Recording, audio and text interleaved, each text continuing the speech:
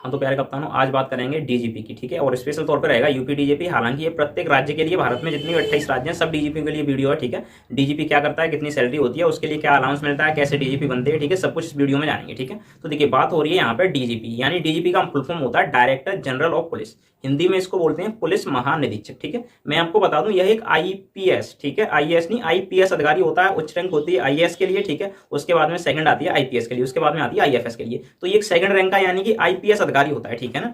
IPS अधिकारी होता है कुल मिला के, ठीक है। अब ये करता क्या है, ठीक है, क्या भत्ता मिलता है इसको, ठीक है ना। और भारत के प्रत्येक राज्य में कितने डीजीपी होते हैं तो आइए जानते हैं, ठीक है। देखिए सबसे पहले अगर बात की जाए तो हम पढ़ने वाले हैं, ठीक है, DGP director general of police. Full form लिखा हुआ है, आप देख सकते हैं, मैं बोल भी रहा हूँ, ठीक है। हिंदी में इसको बोलते हैं पुलिस महानिदेशक, ठीक है ना। महानिदेशक बोलते हैं, कहीं कहीं महानिरीक्षक बोल देते हैं, ठीक है। बात एक ही है। कुल मिला के एक तरीके से कहूँ, गांव में जैसे एक मुखिया होता है ना, ठीक उसी प्रकार से ये संपूर्ण पुलिस का, ठीक है। लेकिन एक राज्य की बात हो रही है, देश की बात नहीं। सिर्फ एक राज्य में जितनी भी पुलिस होती है उसका संपूर्ण पुलिस का ये मुखिया होता है, ठीक है ना। पुलिस का क्या होता है, ये पुलिस का मुखिया होता है कुल मिला के, ठीक है। जितनी पुलिस होती है एक स्टेट में उस टोटल का मुखिया होता है, ठीक है।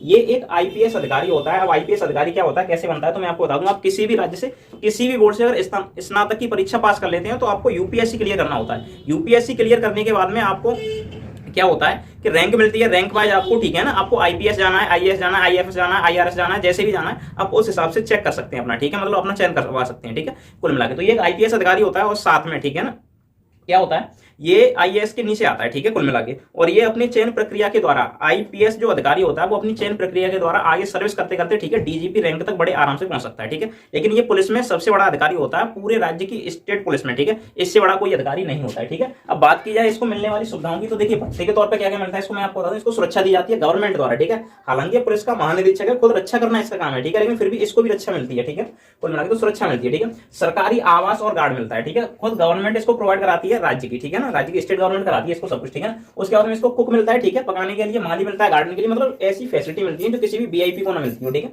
कुल मिला के। निजी स्टाफ मिलता है इसको, पर्सनल सिक्योरिटी गार्ड भी मिलते हैं, ठीक है। पर्सनल का मतलब ये होता है इनकी इच्छा ही उसको रख सकते हैं। ऐसा नहीं है कि गवर्नमेंट इनको लाके देगी, नहीं यही आपकी सिक्योरिटी करेगा, ऐसा नहीं है, ठीक है। इनकी इच्छा हुई है उसको रख सकते हैं, ठीक है, बाद में चाहे कुछ भी हो, ठीक है, कुल मिला के।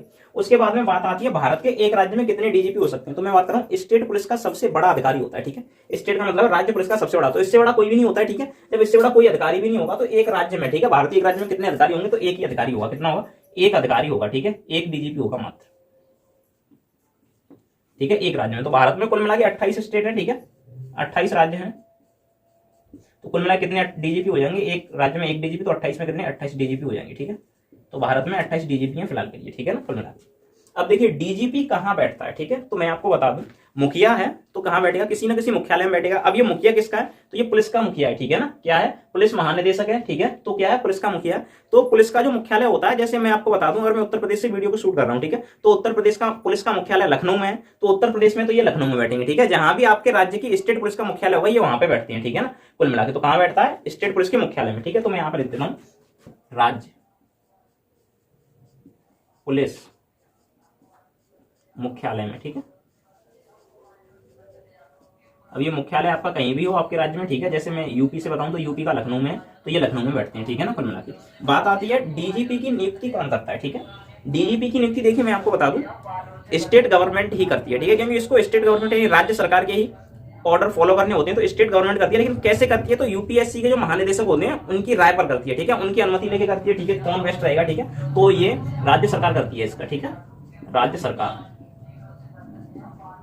यूपीएससी, ठीक है, की मदद